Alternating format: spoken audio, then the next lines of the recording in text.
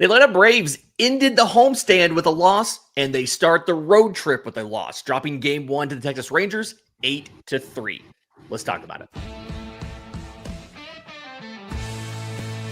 This is the Braves Postcast, your instant game reaction for the Atlanta Braves.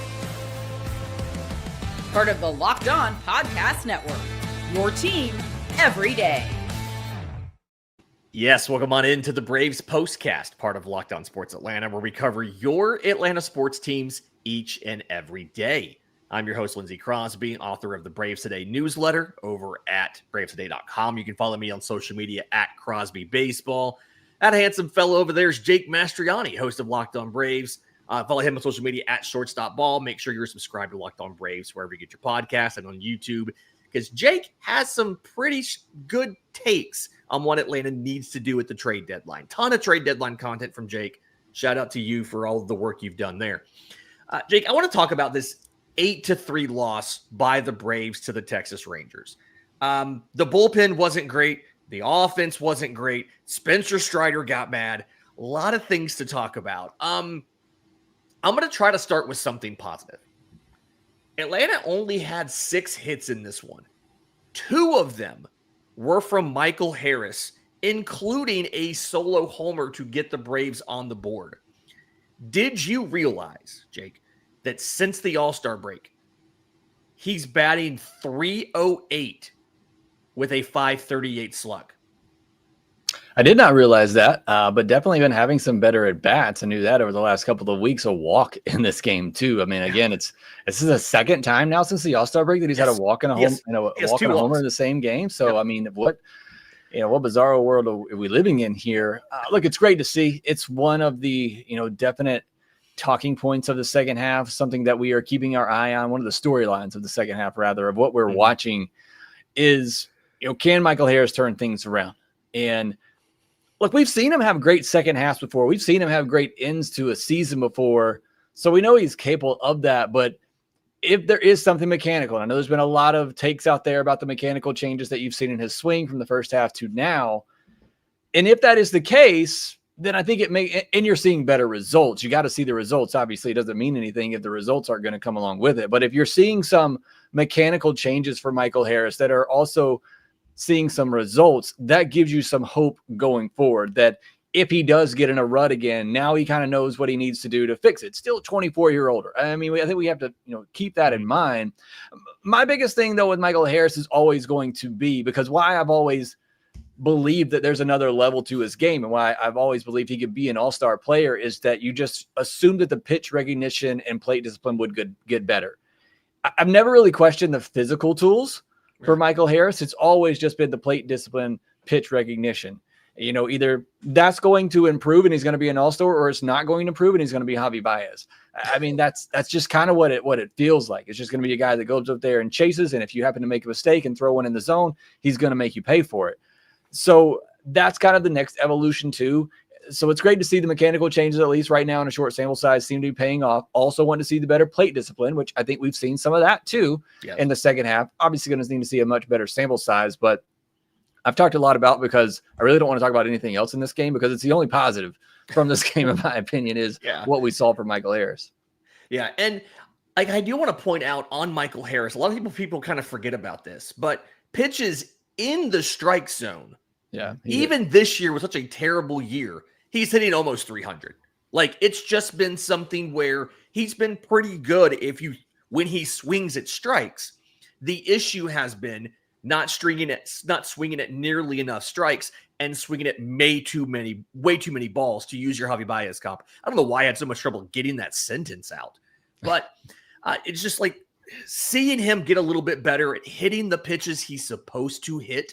Like, I know this comes up a lot with Aaron Judge. People use crushing mistake fastballs as a derogatory thing, but like, that's what you're supposed to do.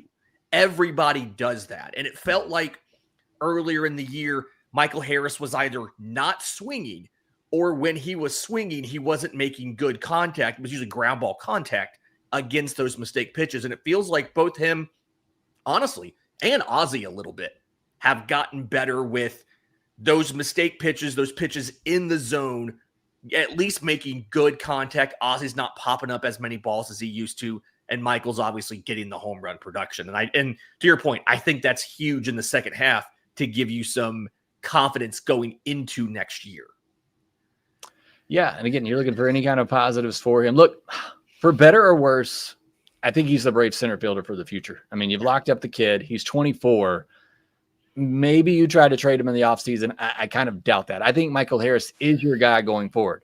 So you got to figure this out. He has to figure this out. And it's obviously very crucial for the Braves that they help him figure this out. So it's going to be, like I said, a big storyline for the second half is, do you see the improvement for Michael Harris? Because I think he is your center fielder of the future, and you kind of got to decide that too. I think there's going to be a lot of shakeup this offseason, and maybe there are some discussions. Is Michael Harris that guy, or do they consider moving him? And so you want to see those changes from him the rest of the way. Yeah. Going outside of Michael Harris, I really was disappointed with the rest of the offense, because in this game, they had opportunities to score. They just didn't capitalize. Atlanta gets their first hit with runners in scoring position in the 9th inning with 1 out. Sean Murphy gets the ground rule double with 1 out after Ozzy lines out. And it was good contact by Ozzy, right? 103, just right at Adolis Garcia. Michael Harris draws that walk you're talking about. And then Marcell Ozuna walks to load the bases. And then Jurickson Profar gets a single. That was your one hit with runners in scoring position all game.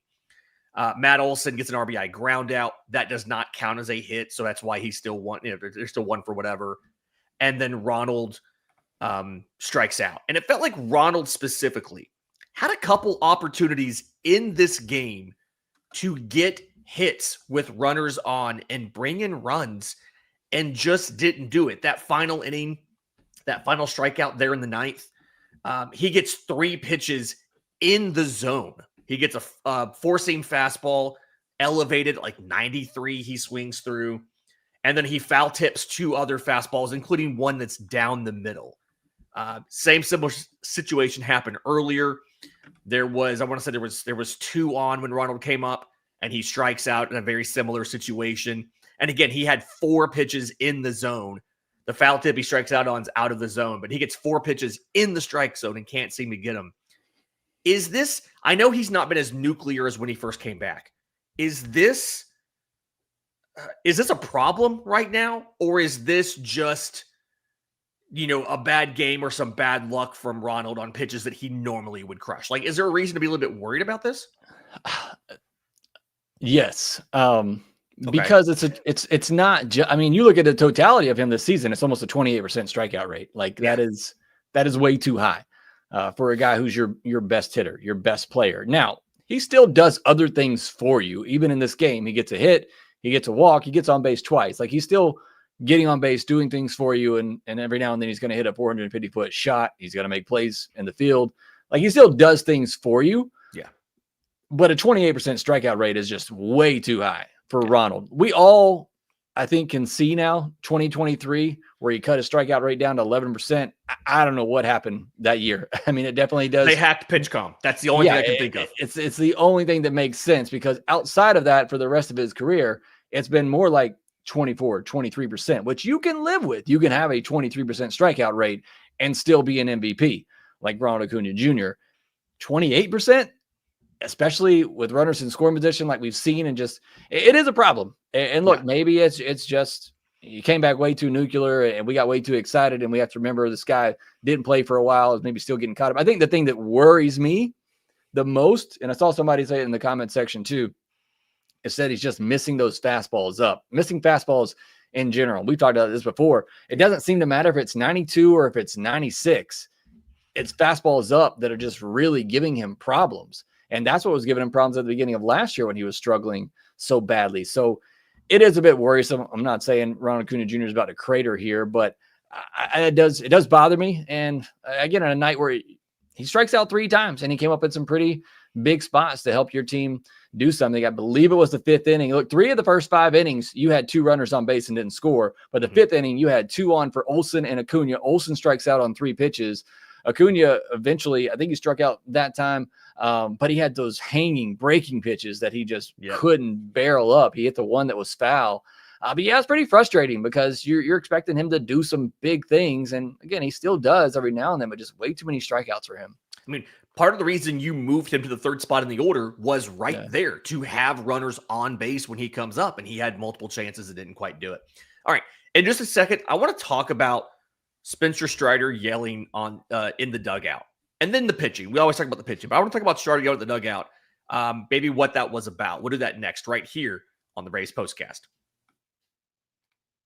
Have you ever decided at the last minute to head to a ball game with your friends? Maybe the team has not been good this season, and so a lot of tickets are available. That's where Game Time comes in. It's the easiest way to grab last-minute tickets without the stress. With the money you save on buying those tickets, you can splurge on food, drinks, merch, or sometimes just to watch this offense, you want to splurge on the adult beverages. Game Time makes it possible because Game Time makes buying tickets fast and simple. Prices on the app will actually drop the closer you get to first pitch. They have incredible last-minute deals, clear seat views, and a lowest price guarantee that takes the worry out of buying. So take the guesswork out of buying tickets with Game Time. Download the Game Time app, create an account, use code LOCKEDONMLB for $20 off your first purchase. Again, create an account, redeem code LOCKEDONMLB for $20 off. Download the Game Time app today. Last minute tickets, lowest price, guaranteed. Okay, Jake. So this game was, I'm not going to say out of control early. The Rangers scored single runs. 3 runs is out of control, Lindsay. 3 runs is out of control against this Braves offense. But it was somewhat, if you can tie it up with one swing of the bat, it's technically not a blowout yet. I actually believe blowout on Baseball Reference is 5 runs or more. So it was 4-0 going into the 8th. And after a quick out from, I think it was Rafael Montero, you get Adolis Garcia single, Josh Young singles, Wyatt Langford walks, and then Jonah Heim walks to bring in a run. Was the first of 4 that scored in that inning. But we did see Spencer Strider with a strong reaction in the dugout. Yeah, it's hard for me to tell. I've watched the video a few times now, Lindsay, and it just it's hard to tell why. First of all, why would you be yelling at the hitting coaches as a pitcher? It's also hard to tell at the end when a pitcher does something bad on the mound. Yeah, right. Like it'd be one thing if you yelled at them because Ronald struck out and he's like he tried that thing you told him to do, but your pitcher walks somebody and you're yelling at the hitting coach. Yeah, I mean, I was yelling too. Why is Montero still in here? Why is he on this team? Yeah. And maybe that's what he's yelling as well. It's just, I don't know why this reference just came to my mind. I just watched Guardians of the Galaxy the other day, and the time where Rocket is just kicking grass because he's mad that everybody else around him is being so dumb. That's kind of what I feel like. Why are you making me kick grass? Like, why? That's what Spencer Strider's doing in the dugout. Yeah, exactly. It's why is Montero still here? Again, I don't know the context of it. Nobody really does. We'll see. I doubt it ever gets addressed or anything. But yeah, I mean, it's pretty interesting. And he is somebody that has shown some fire before. I mean, he's the guy earlier this year that had to say, hey, your pitcher's hurting. Why don't you go check on him? Like, he's the guy that seems pretty locked in the dugout. We know he's had some fiery comments as well, too. Wednesday. So it would surprise me if he was legitimately mad about something and just maybe screaming, and it just happened to be that the hitting coaches were right there. You got to see their facial expression, too. It's like, what is he doing here? So yeah, they're a little taken aback there. Yeah. Yeah, so it's kind of hard, not knowing really the context, and you're just seeing like a very, very small clip of what happened. But it's good to see. Hopefully, some fire from Strider. He said the other day he's embarrassed. Like, we're all embarrassed by this team and the way they're playing. And tonight was just another embarrassing night. Like, this was an embarrassing night of baseball, but it's just been kind of a continuation of the whole season. Yeah. Stephen P in the chat thinks that you and me should be co-managers. We really would disagree and butt heads on the whole bunting thing. That might not work out too well, but I'm willing to try it. We can't be any worse.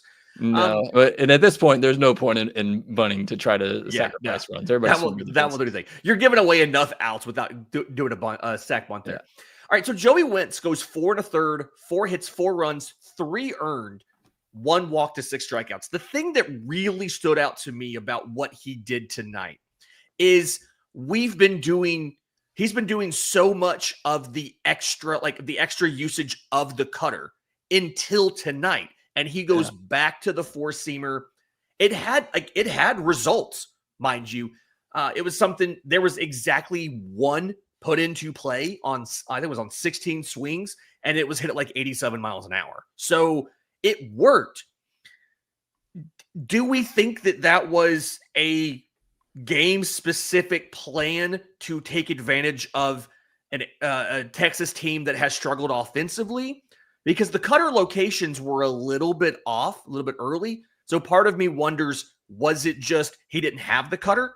Or was it they specifically tried to go to the fastball early and often because they weren't ready for it?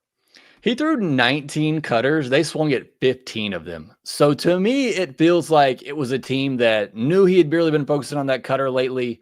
We're just going to look for that cutter and be aggressive on it. And then I think maybe the game plan kind of back to that was, okay, well, we're going to throw the fastball. You're looking cutter. I'm going to throw the fastball. So I think it was just a game adjustment in there, seeing how aggressive that they were against that cutter. And then just kind of flipping that on them, going with the four-seamer. Because like you said, the four-seamer was pretty effective. They didn't hit anything hard off of it. He had 5 whiffs on 16 swings against it, which you don't see that. You don't see a 30+% whiff rate on four-seamers usually, especially, not one that's averaging, 93 miles per hour. So I think that was just an in-game thing, seeing how aggressive they were against the cutter, to saying, okay, well, we're going to pivot off that and just throw four-seamers. Yeah. To your point, we're not going to get into the whole thing with Montero. He wasn't great. Like he was terrible. Doesn't need to be on this team anymore. There's really no reason to keep him around. I imagine if he's not wanted by anybody at the trade deadline, which why would he?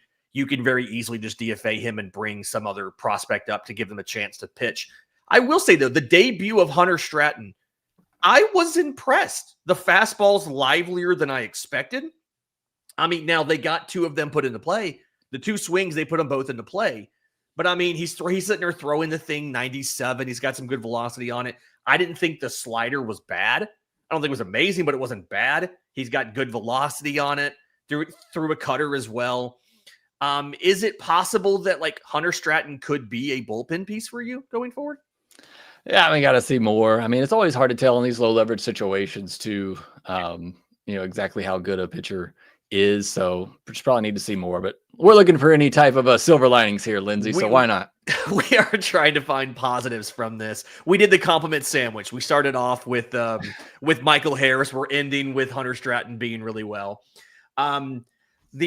Tomorrow, Grant Holmes is your starter versus Kumar Rocker. I think going into the weekend and seeing this, Saturday's the game where you thought that's the one you've got to win. Grant Holmes is your best starter of the 3 going this weekend. That's the one you've got to win. It feels like the offense is definitely going to be the limiting factor there. And to your credit, you said that on Wednesday. I do want to point out, though, Wicked JR in our chat says all the Braves have to do to match the 2023 win total is go 60-0 from this point on. So there's still a chance, Jake. There's still a chance. Yeah, I guess so. We'll see. Crazier things have not happened than that. So I don't think it's going to be the case. Like, I just can't trust this team, at all to get on any type of streak. I'm just looking for give me an 8-2 stretch. I mean, we haven't had anything like that this year. It's crazy to think how talented this team is. And I said it on the podcast the other day. I still think there's a ton of talent on this team. Mm-hmm. And the fact that they haven't even ran into a really good stretch, like a really good 2-week stretch, is just, even bad teams, Lindsay, go on good 2-week stretches every now and then. And this team still hasn't.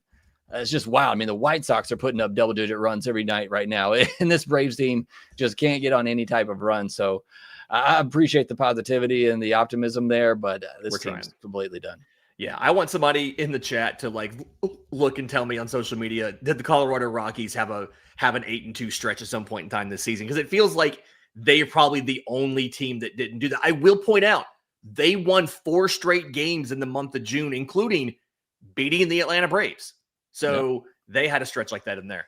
All right, again, this is Atlanta's 8-3 loss to the Texas Rangers. We will be back tomorrow. That game is at 7:05 Eastern. We'll be back with another postcast after that.